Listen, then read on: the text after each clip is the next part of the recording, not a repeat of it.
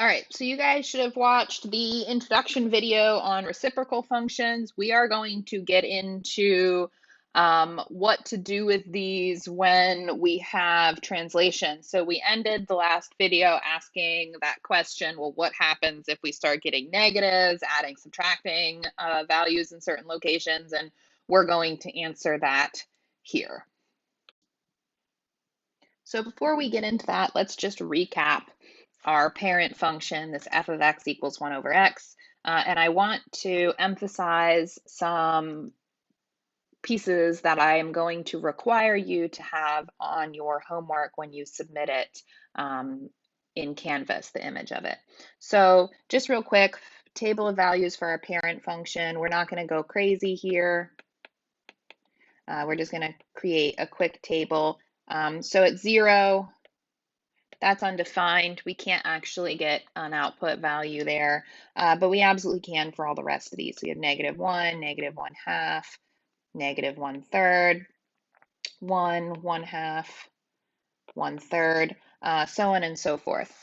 So when we go to sketch this guy, well, we can actually plot these points. So when x is -3, we're at 1/3, -2, 1/2. This is not terribly exact. -1, we're at -1. All right, and then that would continue that way, and we know that this graph would continue down there. All right, we don't have anything to plot there at 0. All right. So there we go. There's our graph. So what we want to look at first are these asymptotes. What's going on with those? Why do we have them real quick? And this is something I am going to require on your homework. So I'm going to keep track down here of what I'm requiring on your homework right in this little section here. Okay, so asymptotes. We have 2 of them. First one is this vertical asymptote right here. All right, so you do need to sketch them on your graph. Just go ahead and put them as dashed lines. This is the line x equals 0. So why do we have that asymptote? Well, that's simply because in that function, I can't plug 0 in there, right? That gives me an undefined. So as our function approaches the value x equals 0, we're going to get real close to that, but we can't actually quite get there. All right, our next asymptote here is this function right here, or this, excuse me, line right here. So that's the x-axis, also known as the line y equals 0.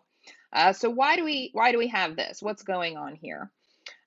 So as our x values are either increasing or decreasing, we can see what our y values here are doing. So these guys are going towards 0, as are these guys here. So essentially, we're asking the question, how, from our parent function, could we get 0 equals 1 over x? All right, that's what we want to know. And really, the answer is we can't. There is no value that I can substitute in here that would give me an output of 0. So that's why we have this asymptote. Our y values are getting smaller and smaller and smaller, but there's nothing we can plug in there to actually get 0.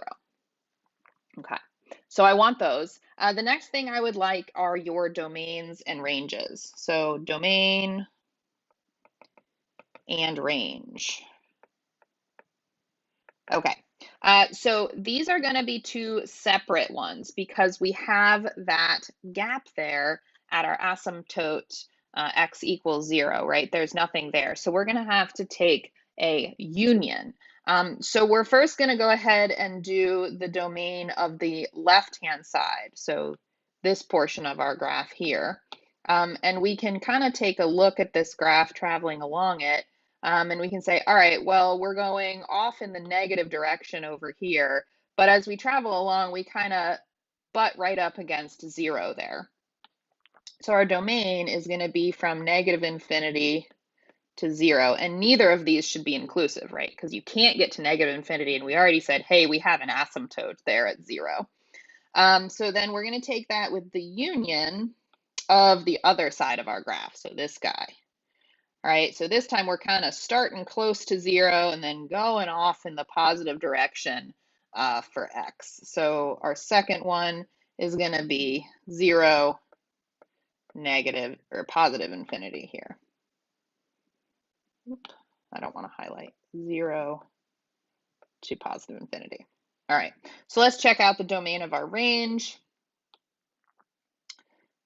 All right, so this guy, we're going to be looking at this left-hand side first again. But this time we're looking at y values. So we start going down in this negative direction. So we're just constantly going down here and then approaching the x-axis, which means we're approaching a y value of 0. So our range is also from negative infinity to 0 on that left-hand side. And then over here, we're going off to infinity up this direction, but then we kind of settled down going to 0. So again, we're 0 to infinity there. All right, so these follow a nice pattern, and we're going to be adding some things in here as we add in some shifts. Okay, so here are our translations. What do they do? So we'll start with A. We're not really going to be looking a lot at changing A other than kind of worrying about whether it's positive or negative. Everything else is going to sort itself out in the table. So things you need to know about A, if it is less than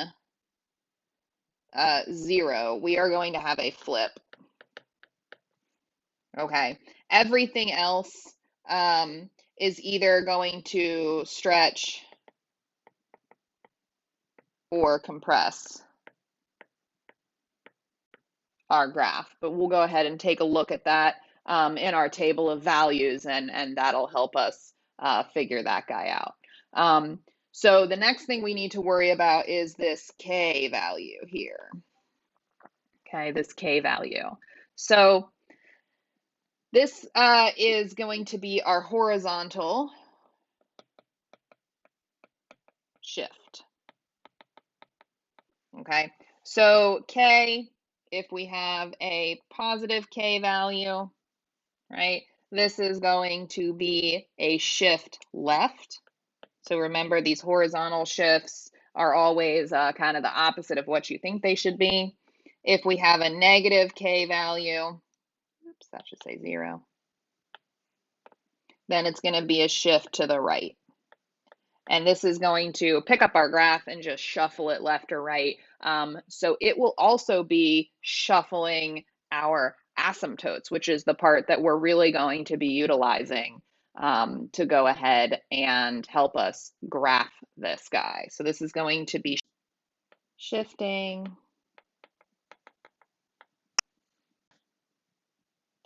the vertical asymptote. So that guy's going to be moving left to right.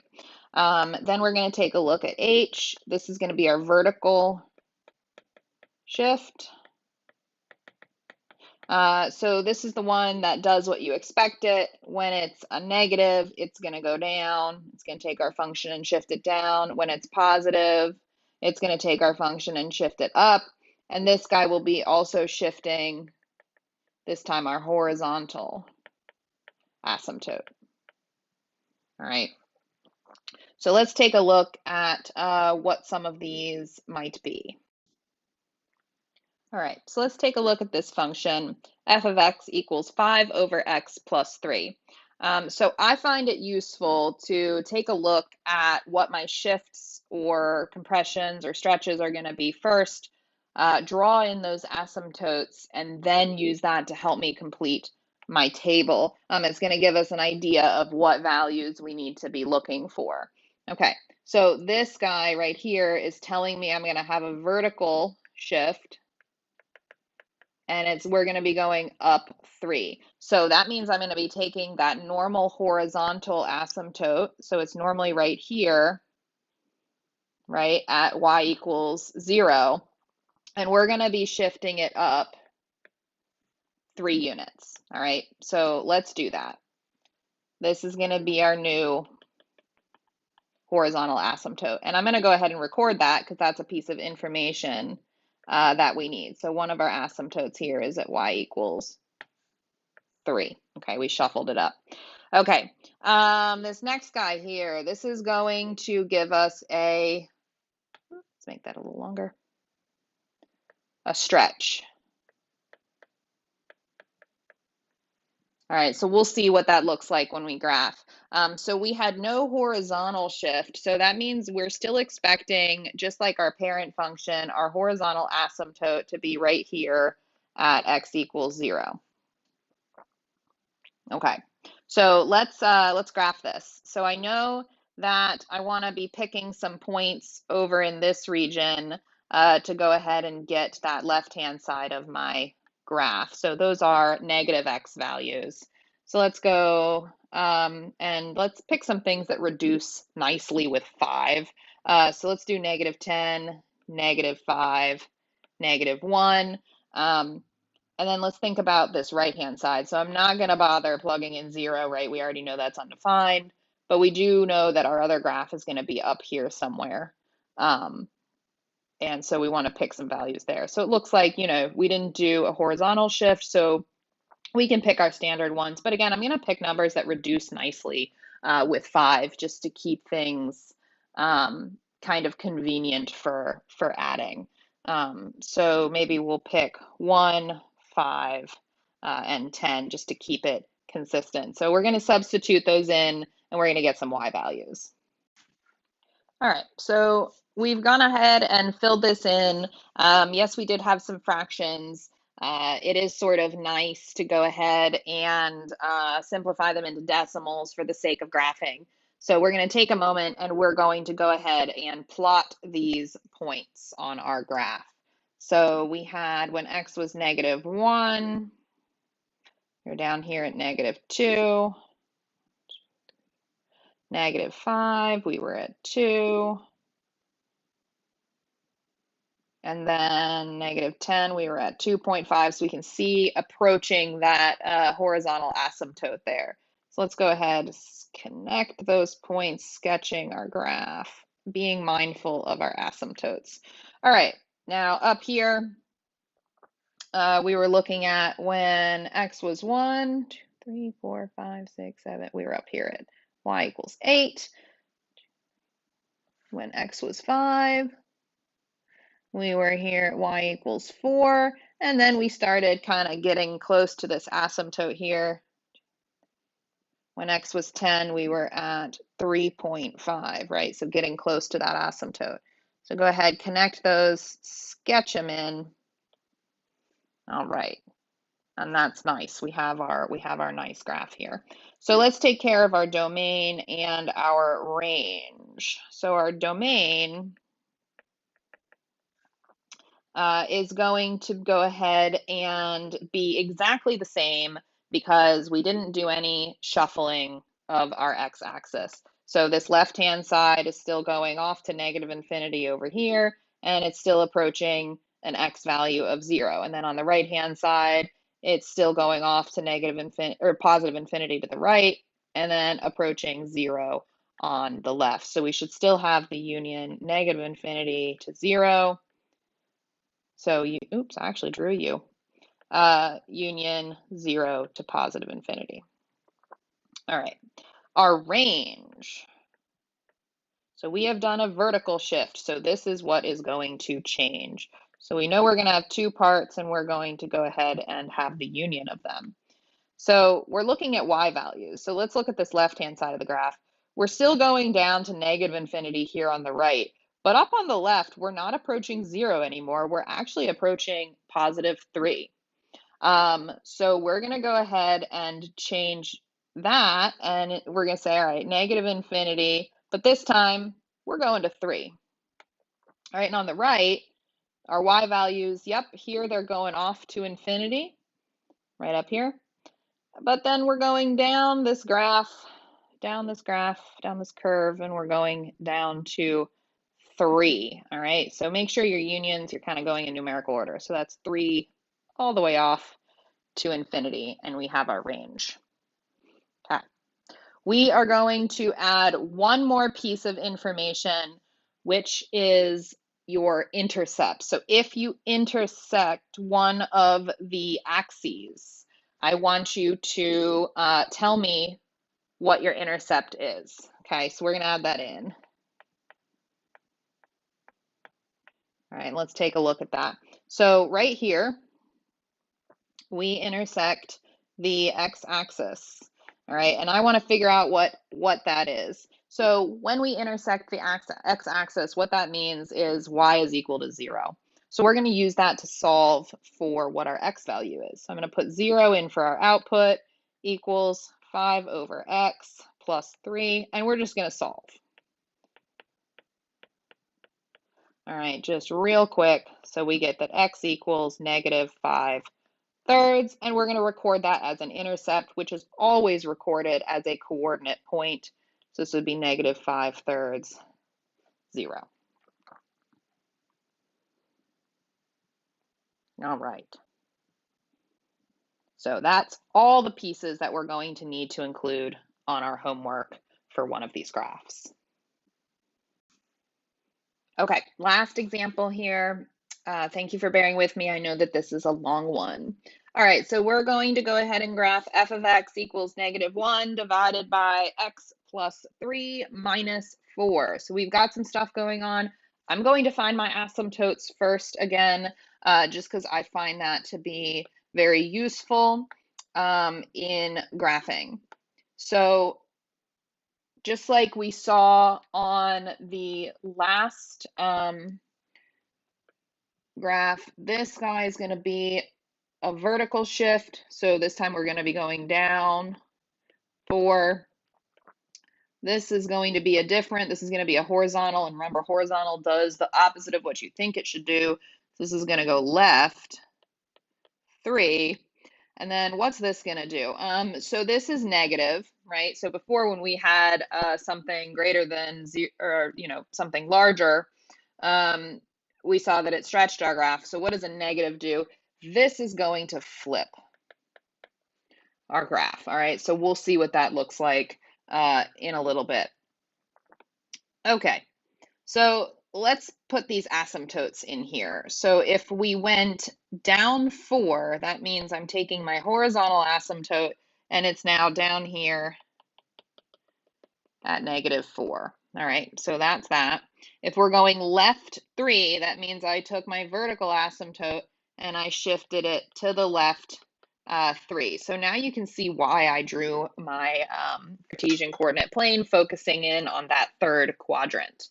Okay, so let's go ahead and pick some table values. We're going to pick them strategically so that we get some good values that we want. So I'm going to pick -1, 0, 1, -4, -5, and -6 here. And we're going to go ahead, plug those in, get some y values out. Okay, so I've picked some values. Try to pick at least 3 values to the left of your vertical asymptote and 3 values to the right of your vertical asymptote. So that's going to be a total of 6 points in your table. That's going to give us the best graph here. If you don't have enough points, you're not going to get a good graph. So one thing to note is that all of a sudden we can put 0 in here because, well, if we put 0 in for x, 0 plus 3 is 3. So we're not dividing by 0. So we want to pay attention to what value can't we substitute in, and that would be -3. If I put -3 in there, I'm going to get 0 on the denominator, and we're going to have all sorts of problems. So that's why our vertical asymptote shifted there. So let's go ahead and graph these things. So I have written these as decimals just to work with ease of graphing. So at -6, we have a value at -3.6. That's about right there. At -5, we have a value of -3.5. So this is not terribly accurate when we get tiny. And then at -4, we have a value of -3. All right, so we can kind of see this graph is starting to curve here, and it's in a little bit of a different spot And that's because of our flip. So we would expect this graph to be down here in what kind of our new plane is the third quadrant, but instead it's up here in this kind of second quadrant area.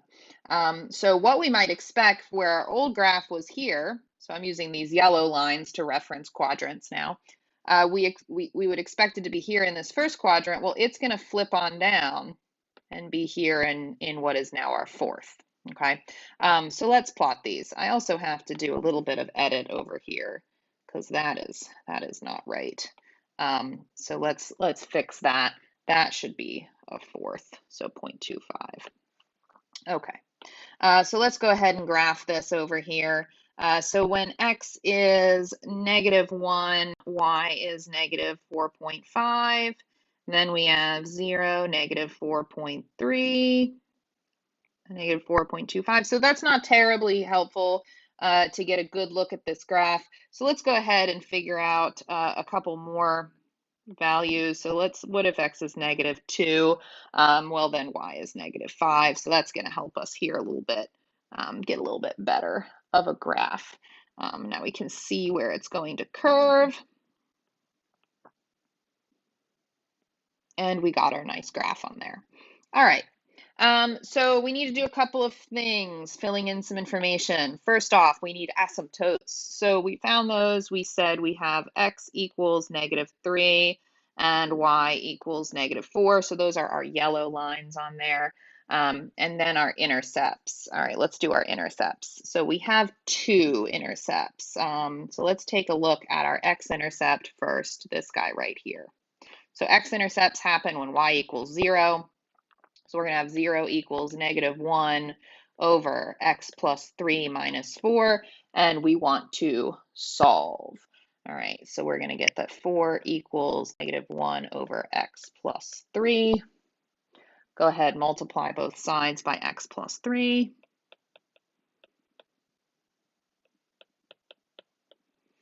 Okay, we can distribute is probably the easiest way to go about this. It's going to save you a lot of grief with some fractions. And then finally, we get that x equals -13 over 4. So we can go ahead and write the coordinate point for that, -13 over 4, 0. All right, next up, we need to deal with this y-intercept right here. So this is a little bit new. So y-intercepts happen when this time x needs to be 0. So we're looking for y equals -1 over 0 plus 3 minus 4. So I just changed notation, just out of function notation into y equals notation for ease of solving. All right, so this would be y equals -1/3 minus 4. Go ahead and put those on a common denominator, and we'll get y equals -13 thirds, and we can go ahead and write that as our point. So 0, -13 thirds. Okay, very last bit, domain and range. So our x values, they're going from -infinity to, they're going to halt at that vertical asymptote, which was -3. And then they're going to pick up again and go to +infinity. And then our range is going to be doing very similar, -infinity to our horizontal asymptote, -4. And then we're going to be going from -4 to +infinity there.